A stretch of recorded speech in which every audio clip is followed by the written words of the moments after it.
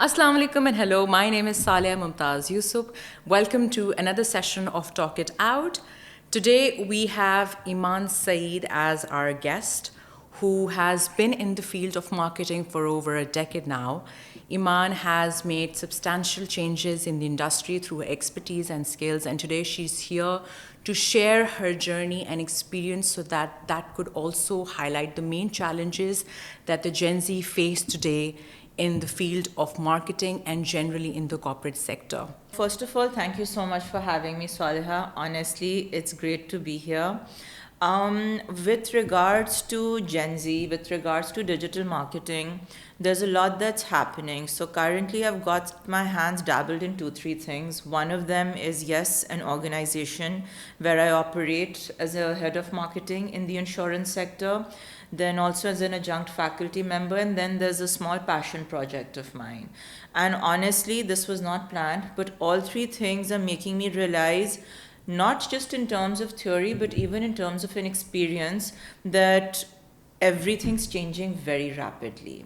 So if I give you an example in terms of AI, right, it's one thing to talk about it in class, or it's one thing to talk about it at work.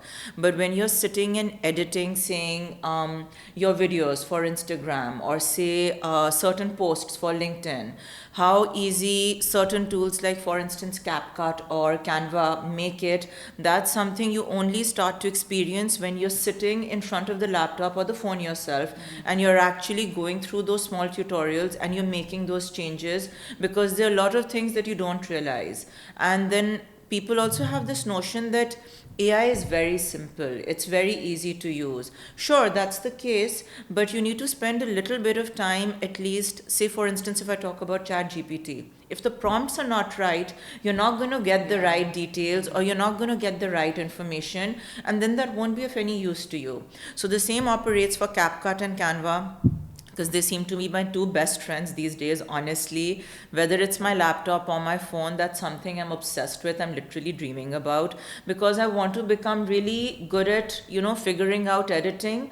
Because prior to this, I was always working with a team. Even right now in the insurance sector, where I operate 9 to 5, I work with a team. So it's very easy over there. But when you have to do these little things yourself, you'll be surprised. Even my students are telling me things that I was unaware of. So to say that, Gen Z is teaching me things, I think constantly. It's not just work-wise, it's even in life. Yes. Thank you so much. I think the main discussion is going to be revolving around this, that how exactly do students and Gen Zs are able to navigate their life and understand the main challenges that they face these days in the real world of AI. I know things are very challenging these days and are competitive as well, and one needs to make sure that they have those hands-on experience along with the skill set that will allow them to actually make a career out of their lives. So Iman, what exactly is your understanding when it comes to the gap that the students need to fill when it comes to academia and facing the real challenges of the corporate? That is one thing that we really want to highlight and discuss today. So I'll tell you this, I'm a millennial myself. And the people I work with, the friends I have from the sector, corporate sector, and even generally, all of us have certain traits.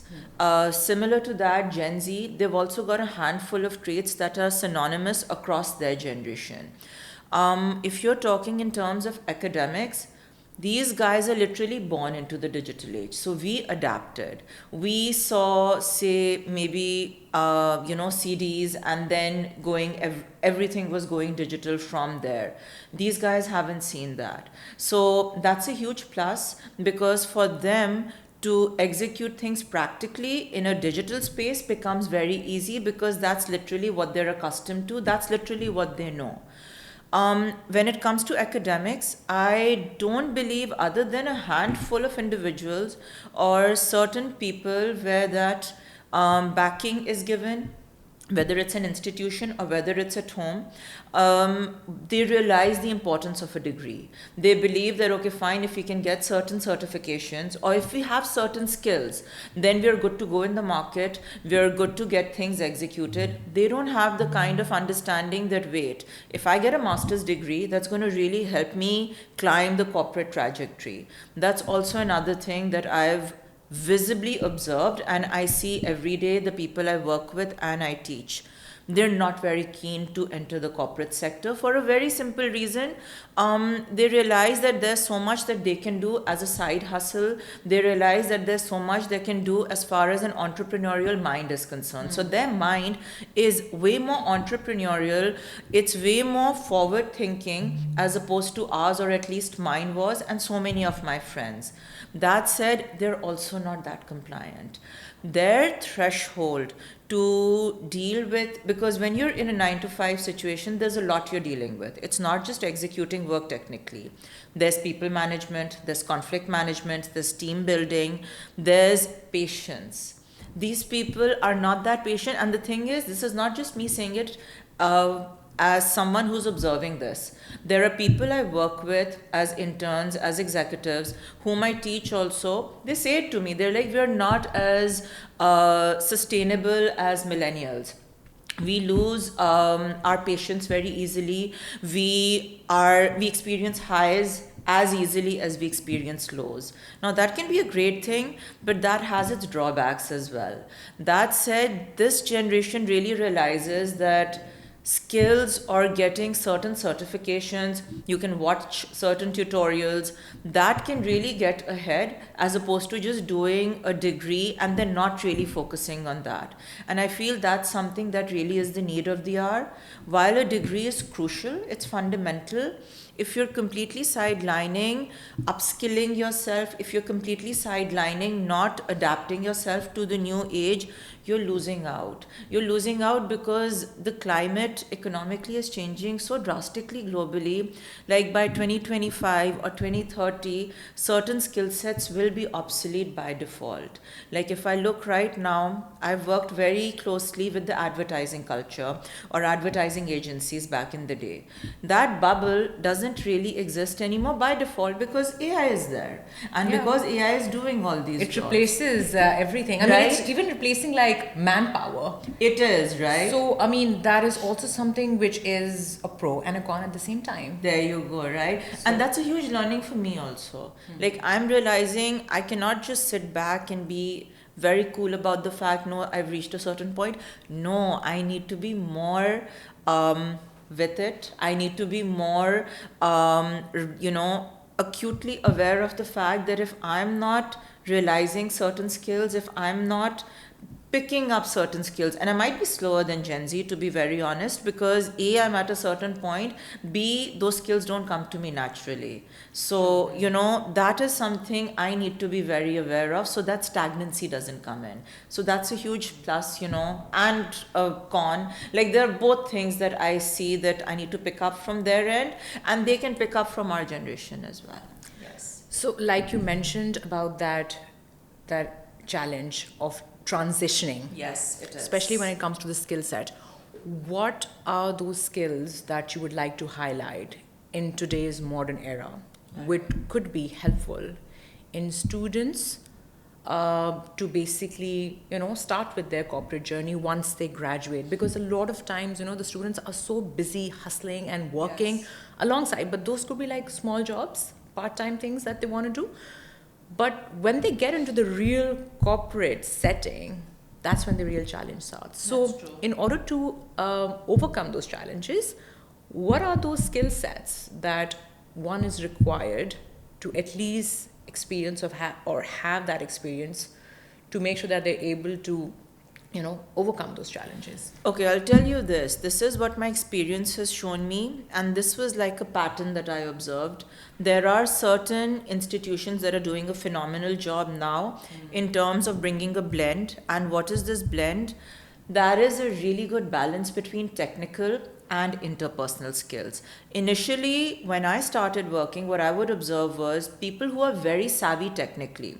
So, say they're very good with their technical skills, they didn't know how to market themselves. They would be in the shadows, they wouldn't come in the limelight, because when you're talking about the corporate sector, and that's any sector, it could be FMCG, it could be insurance, it could be banking, it could be any sector, education, startups, anything across the board, you need to know how to position yourself, package yourself, sell yourself, and then climb that ladder. Now, if you're very savvy or sound technically and you've got that field or you're in that headspace, you're not much of a talker. You're not someone who knows how to position themselves, like I just said earlier, you're going to lose out.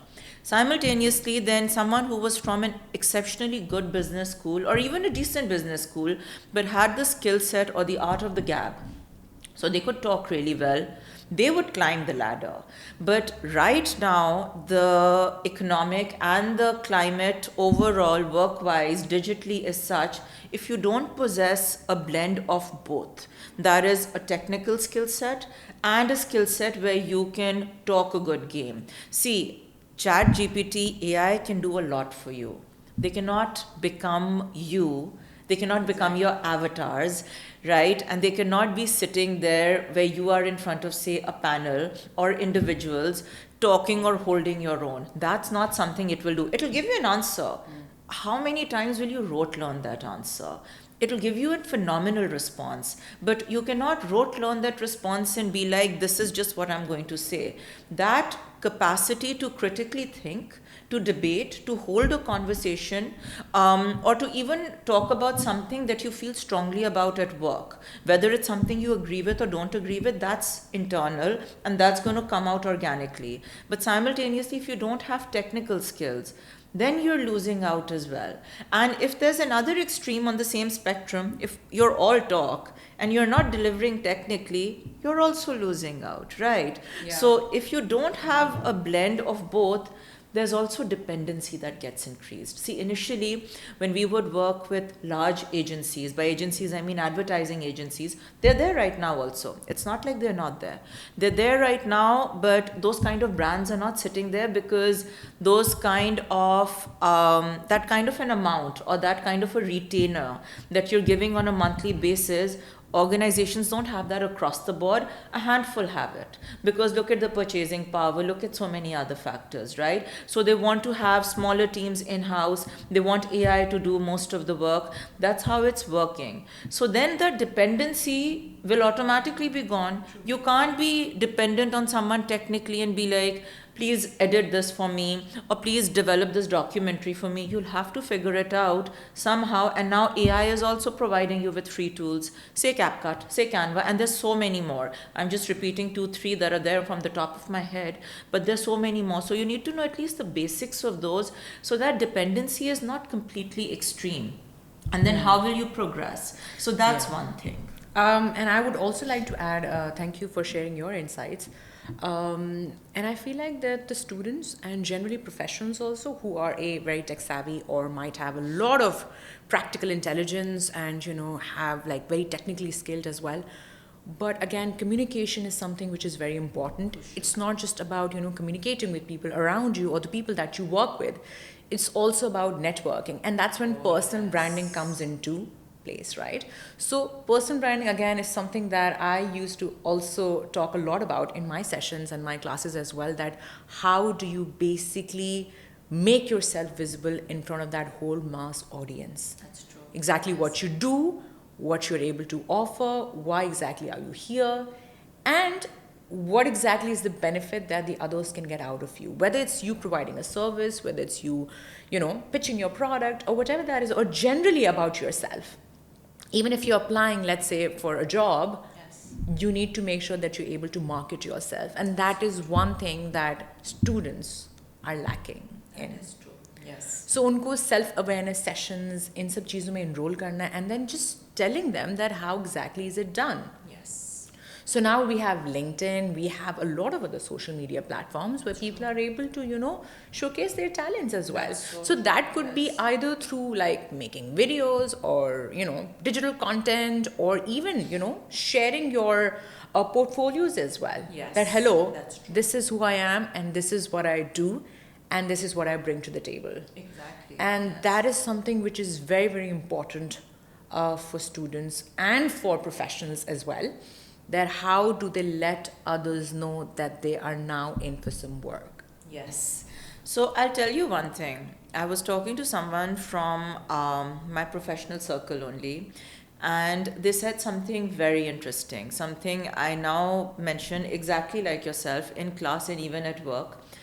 They said, which is, it's not like it's something new, but it is definitely something that puts things in perspective. We are all products. Exactly. So the moment we look at ourselves as a product, so whether you're a Mercedes, whether you're an Apple, whether you're, say, Adidas, whatever product it may be that you resonate with, not necessarily in terms of the kind of worth it has in terms of dollars. No, that's not what I mean. But how important of a product do you think you are? If you really put yourself up there on the spectrum, then that's how you're going to treat yourself.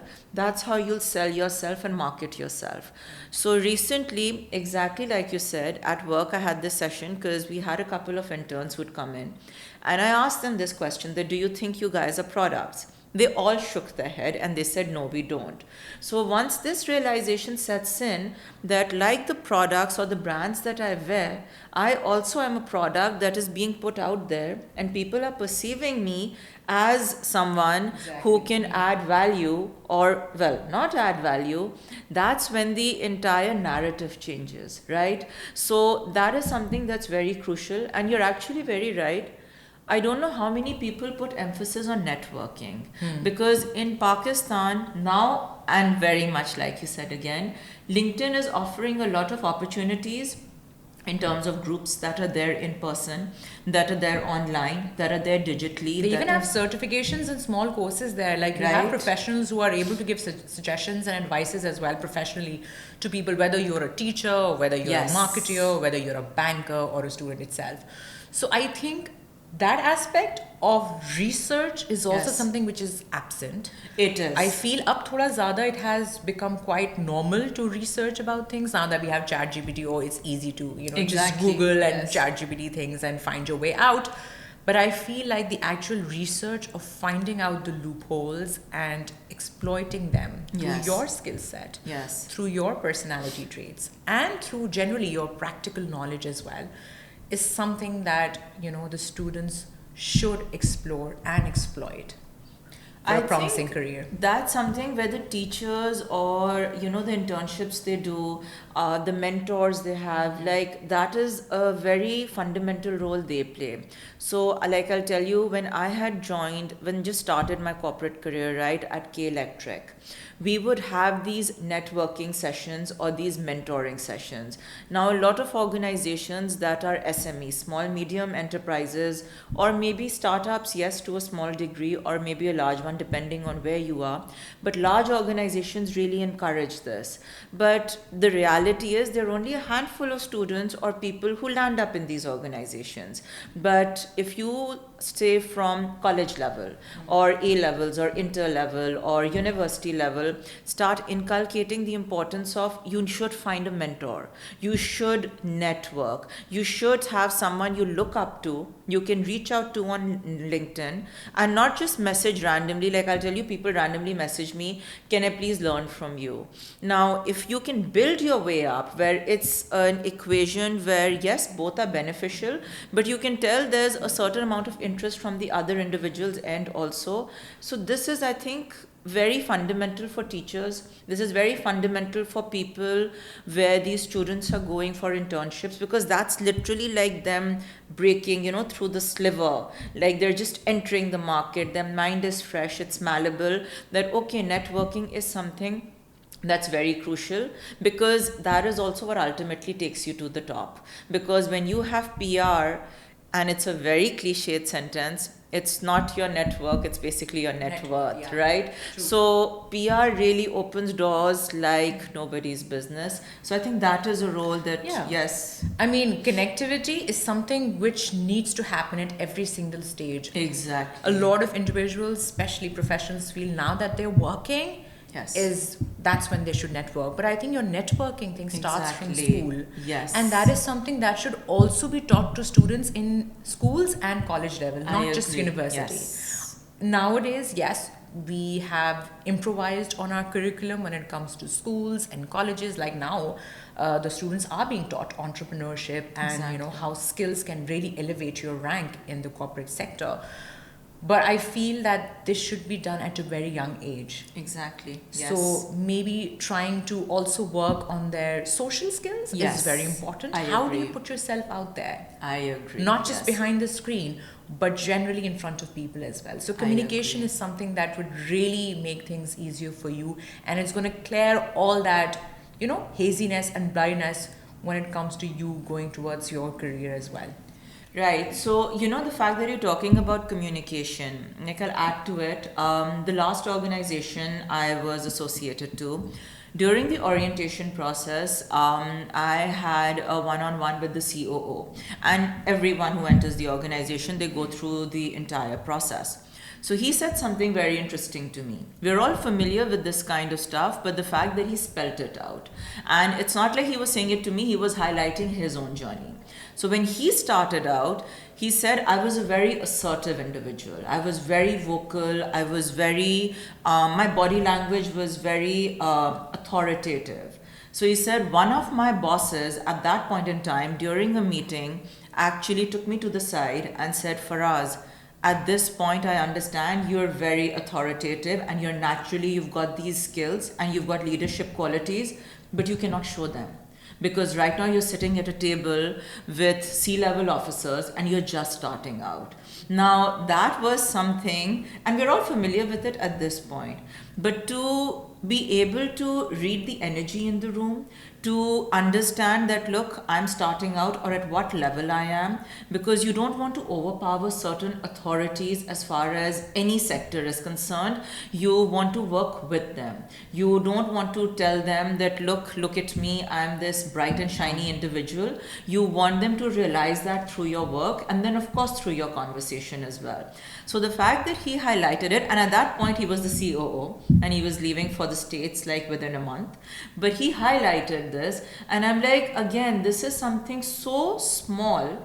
It's so crucial that not many people realize that, okay, I need to read the energy in the room. I need to realize whom am I presenting in front of, or whom am I talking to. When it's an interview, I cannot just, say all the most wonderful things about myself. I need to really talk about my work or allow my work to talk, or actually see that who is interviewing me or who is listening to my presentation.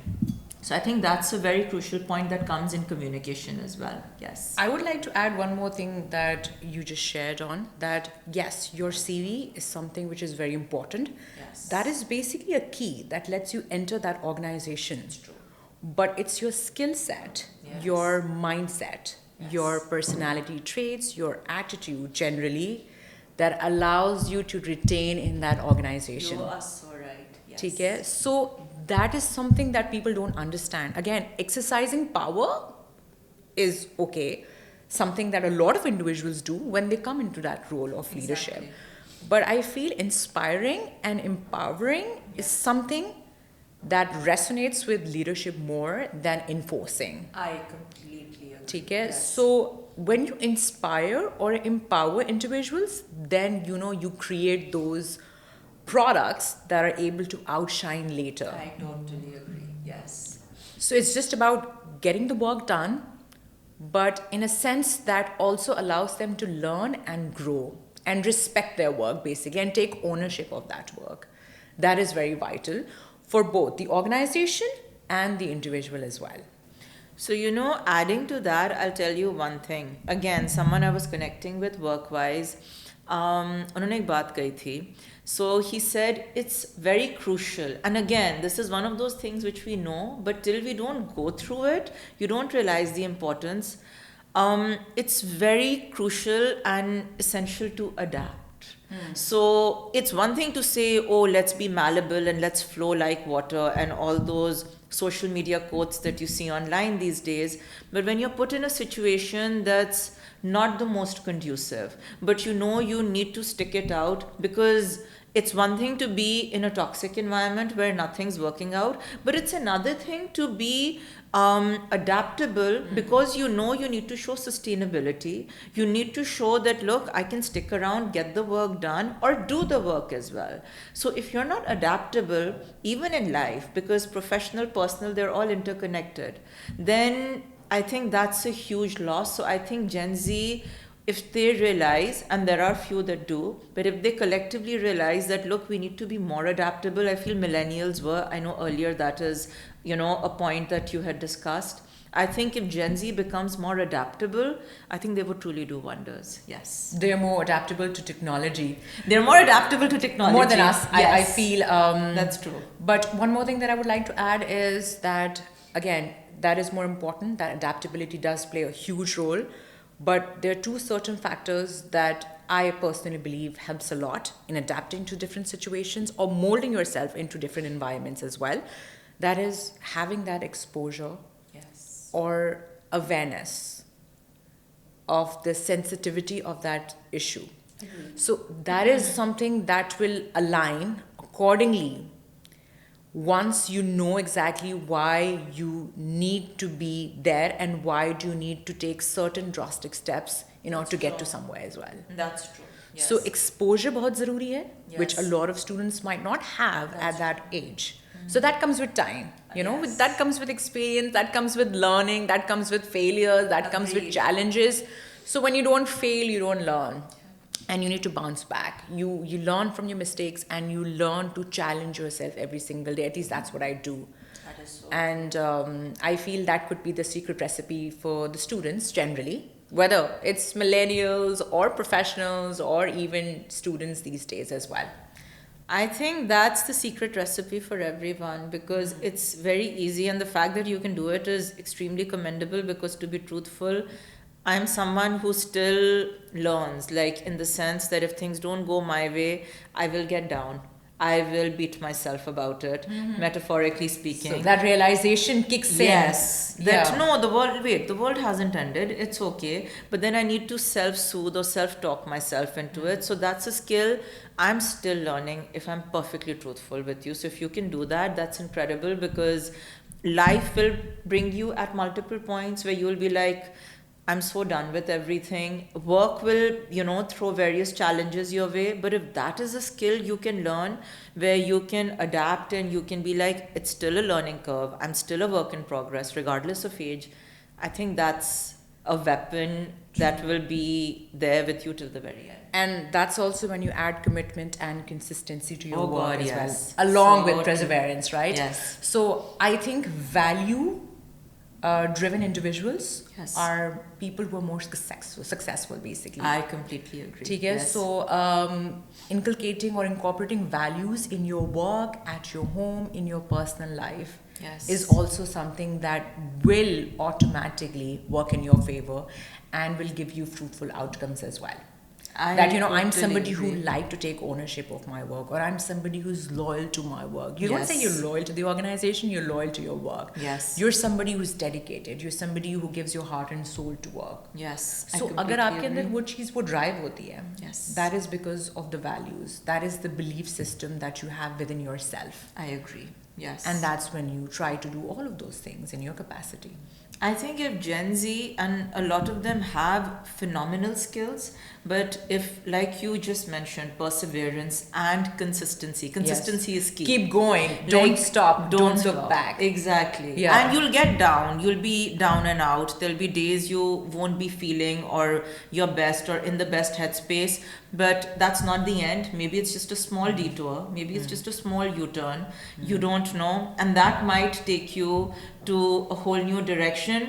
But that's a skill that, that can do wonders. Personally, professionally, socially, in every aspect. Yes. So having said all of that, values, academic preparation on getting into the corporate, Iman, I would just like to end this on one small thing, one piece of advice that I would want for the students these days, especially Gen Zs, is exactly what is that thing that can help them secure their future once they get into that corporate setting, and how can they excel in the corporate ladder? So I'll tell you one thing, interestingly, from my personal experience and experiences from certain people I know very closely from my workspace only. I did not really have a roadmap. And I feel when I had started, when that first step began, because it began beautifully and it's still brilliant, if you're relatively clear, you cannot be perfectly clear about everything. Like I just said earlier, detours and U-turns will come. But if you have a roadmap, if you can just take a pen and a paper, write down that, look, by a certain point, I want to be here. Now, I'm not saying by any means that's going to happen, but at least that will give you clarity that, look, then I want to enter this sector. Say it's the FMCG sector, say it's the service sector, say it's technology, say it's IT, say it's software houses. You'll know that, okay, this is the kind of skill set I want. This is the kind of money I want. Now, money is the outcome. What do I need to do to get to that point? I did That is not. more important, yeah. That's very crucial. It's one thing to say, I want to have a villa. I want to be flying, traveling the world, doing everything I want to. But what amount of dedication and sacrifice goes into it? If you have a skeleton or even the slightest idea where you can be like, this is what I'm willing to put in.